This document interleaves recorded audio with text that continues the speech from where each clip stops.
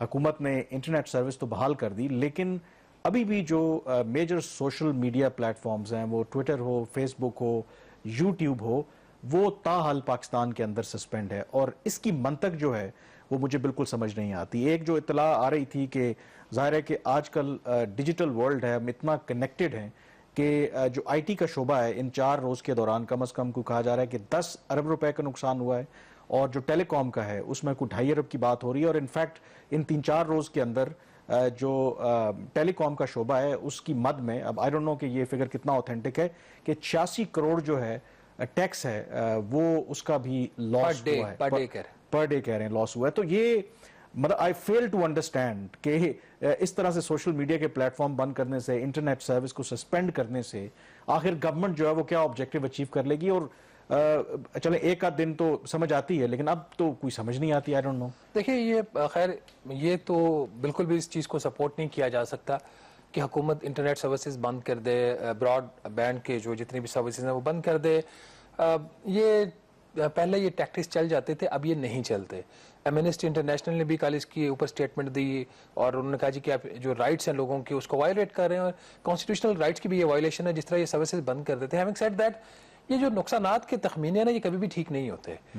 मुझे याद है कि जब किसी दौर में कराची बंद होता था तो एफबीआर का उस महीने का जितने का रेवेन्यू शॉर्टफॉल होता था वो कराची की जो हड़ताल थी उसके खाते में वो डाल देते थे। तो इसी तरीके से ये नंबर्स आ रहे हैं। जब आप इनसे इनकम टैक्स लेने जाओगे तो वो कहेंगे अच्छा आपने तो इतना बताया, इतना लॉस हो गया पर डे, तो इसको चलें उसके ऊपर डिबेट की जा सकती है, लेकिन आप ये नहीं कह सकते कि नुकसान नहीं हो रहा। देखें, नुकसान तो जो आप फंडामेंटल राइट्स को और बाकी चीजों को भी छोड़ दें, आई थिंक जो हम मैसेज क्या देते हैं इन्वेस्टर को कि अगर आप इस तरीके से एकदम से इंटरनेट सर्विस बंद कर देंगे, सोशल मीडिया प्लेटफॉर्म्स बंद कर देंगे, तो असल में रियासत के ऊपर फिर एतमाद नहीं होता ना जो फॉरेन इन्वेस्टर हैं, क्योंकि आजकल तो हर चीज आपकी जो ट्रांजैक्शन हो रही है, बहुत सी चीजें आपकी इंटरनेट की वजह से हो रही हैं। तो इसका एक ये भी नुकसान है जो आपकी मईशत को डेफिनेटली जी, आपकी हर चीज ऑनलाइन है। अब आप पिछले दिनों कुछ हालात ऐसे हो गए थे, हम घर से बाहर, ऑफिस से बाहर नहीं निकल सकते थे कि जब आप बाहर निकलते तो आपका हर सर्विस आपकी बंद हो जाती थी। तो इन तरीकों से मसाइल हल नहीं होते। क्या ये सारी सर्विसेज बंद करने से पीटीआई की तरफ से जो हंगामे किए गए, उनकी तरफ से जो जलाओ और घेराव किया गया, उसमें कुछ कमी है? उसमें तो बिल्कुल कोई कमी नहीं आई। तो हुकूमत को अपनी स्ट्रेटेजी बेहतर करनी चाहिए, लॉ इन्फोर्समेंट एजेंसीज की डिप्लॉयमेंट को बेहतर करना चाहिए, बजाय कि इस तरह की हरकतें करें जिनका फायदा कोई नहीं। और आई थिंक लार्जर जो पिक्चर है कि मामलात को किसी तरफ सुलझाएं और बाकी चीजें करें। वैसे एक बात है कि जो शहबाज शरीफ साहब और बाकी गवर्नमेंट के जो लोग हैं वो ट्वीट कर रहे हैं, और लोग ये भी क्वेश्चन कर रहे हैं कि वो वीपीएन लगा के, हालांकि कहा जाता था कि ये गैर कानूनी है, तो लोग कह रहे थे कि ये शहबाज शरीफ साहब जो है वो गैर कानूनी काम करें, कैसे ट्वीट करें। खैर, जो पॉलिटिकल स्टेबिलिटी या इंस्टेबिलिटी की अगर बात करें तो अब इससे ना सिर्फ जो हमारे लिए तो परेशानी है, पाकिस्तानियों के लिए भी they are concern about their future.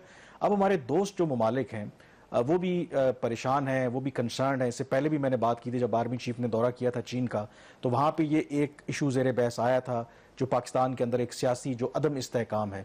पिछले हफ्ते आपको पता है कि चीन के जो नए वज़ीर ख़ारजा हैं उन्होंने पाकिस्तान का दौरा किया, और मेरे ख्याल में पहले सुन लेते हैं पहले तो बिहाइंड द सीन भी क्या बातें उन्होंने की, लेकिन उन्होंने जो बिलावल भुट्टो जरदारी के साथ प्रेस कॉन्फ्रेंस की उसमें उन्होंने पाकिस्तान के अंदर जो मौजूदा सियासी हालात हैं उसके बारे में क्या कहा, आइए पहले वो सुनते हैं। जी, ये चीन के वज़ीर ख़ारजा, मुझे रिपीट करने की ज़रूरत नहीं है, और शहबाज चीन की जो डिप्लोमेसी है, सफारतकारी है, वो बड़ा सटल वे में चलते हैं। अगर आपके हवाले से दोस्त ममालिक कंसर्न भी हों, वो पस पर्दा उसका इजहार करते हैं, लेकिन पब्लिकली ये उनका ये बयान देना, I think it's a very telling message.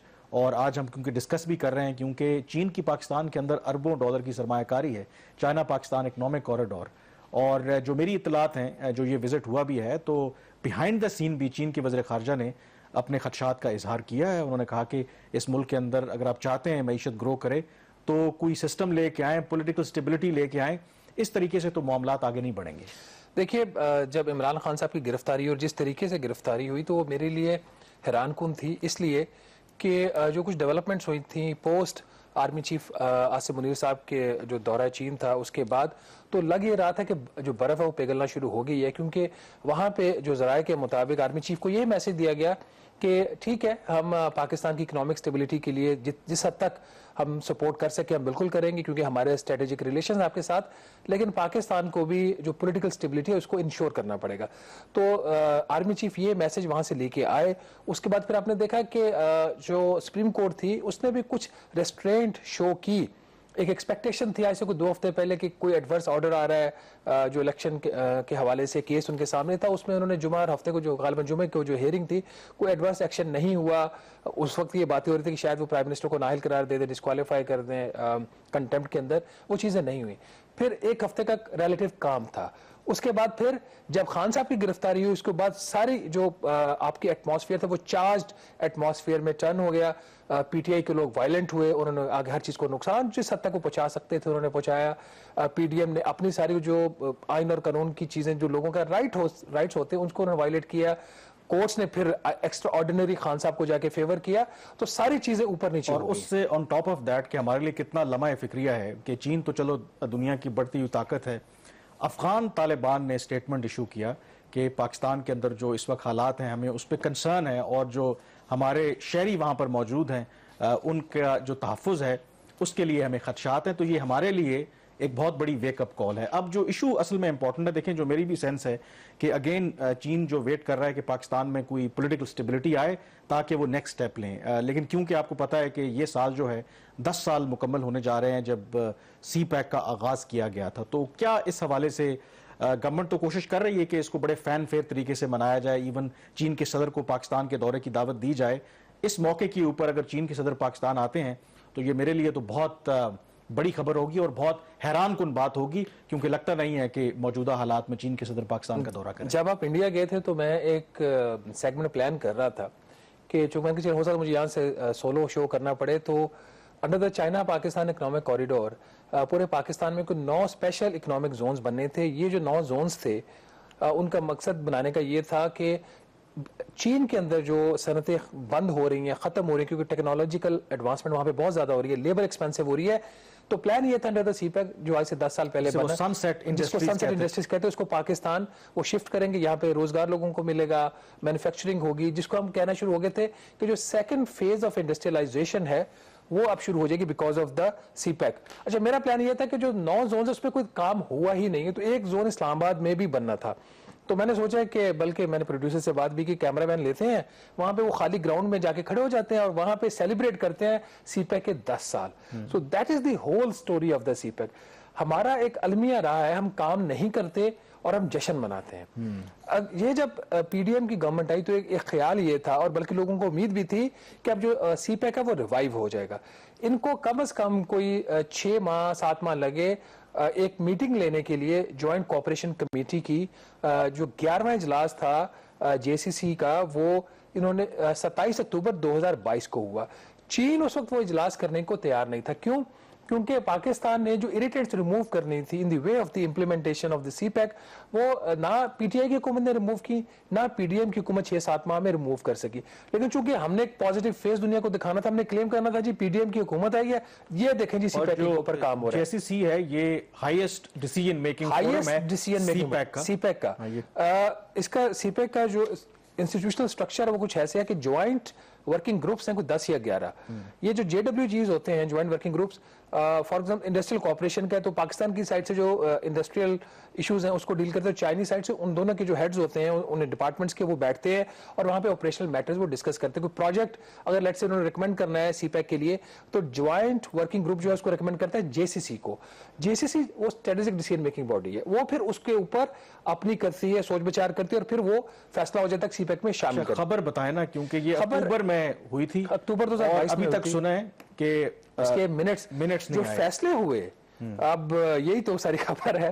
नाज़रीन, अक्टूबर 2022 में मीटिंग होती है, हुकूमत पाकिस्तान की ख्वाहिश पे एक दिन के लिए मीटिंग हुई, वर्चुअल मीटिंग थी, चीन करने के लिए तैयार नहीं था। खैर, वो जो मीटिंग हुई उसके जो फैसले हुए उसके ऊपर चीन रजामंद नहीं हुआ कि ये फैसले हुए या नहीं। उसके जो मिनट्स होते हैं, उससे पहले जो 10 जेसीसी के इजलास हुए थे उसमें ये एक ट्रेडिशन थी कि जो ड्राफ्ट मिनट्स हैं वो पहले ही तैयार हो जाते हैं और जैसे ही जेसीसी का इजलास खत्म होता है तो मिनट्स वो साइन हो जाते हैं। 27 अक्टूबर 2022 को मीटिंग हुई, लेकिन आज तक एज ऑफ टुडे जो जेसीसी के फैसले हुए उसकी चाइना ने अभी तक तायद नहीं की।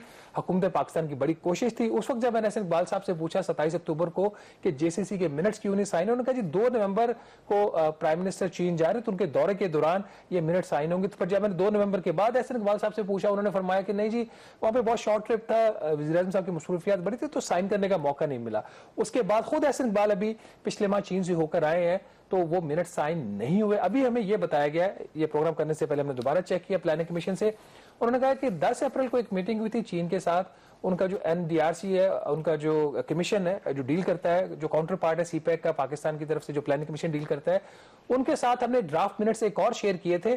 तो उसका जो जवाब है, जो पाकिस्तान ने ड्राफ्ट मिनट शेयर किए थे, वो चीन ने 2 दिन पहले दे दिया है। जो ड्राफ्ट पाकिस्तान ने शेयर किया था, चीन ने उसमें कुछ मामूली तब्दीलियां की हैं। अब हुकूमत पाकिस्तान का ये दावा है कि अगले 1-2 दिन में ये चीजें सॉर्ट आउट हो जाएंगी, तो नेक्स्ट वीक होपफुली कोई 7 माह के बाद वो मिनट साइन हो जाएंगे। कामरान, अभी भी ये होप है, हतमी बात नहीं है। अब ये क्यों नहीं हो रहे, दैट्स आल्सो क्वेश्चन। लेकिन इसके अंदर जो इम्पोर्टेंट है, जो प्लान है गवर्नमेंट का, क्योंकि जुलाई में 10 साल मुकम्मल हो जाएंगे, तो हम उसको बड़े लेवल पे सेलिब्रेट करना चाहते हैं 12वां जेसीसी का इजलास करना चाहते हैं और चीन के सदर को भी बुलाना चाहते हैं। चीन के सदर को भी बुलाना चाहते हैं। इन्होंने जो प्रपोज कर रहे हैं planning commission prime minister office को, कि चीन के सदर को या चीन के प्राइम मिनिस्टर को बुलाएं, 5 जुलाई 2023 को 12वां इजलास भी करें, उसमें वो शिरकत करें 10 साल। उसके साथ इनका प्लान ये है कि Saudi Arabia, Turkey, Oman, UAE, Iran, Afghanistan और जो सेंट्रल एशियन रिपब्लिक्स हैं, उनके भी जो मिनिस्टर्स लेवल के डेलीगेशन उनको इनवाइट किया जाए, ताकि रीजनल कनेक्टिविटी का पैगाम जाए। एक्चुअली काम हो ना हो, सीपैक के जो प्रोग्रेस लगे उनकी अदायगियां हो ना हो, वो बात की बात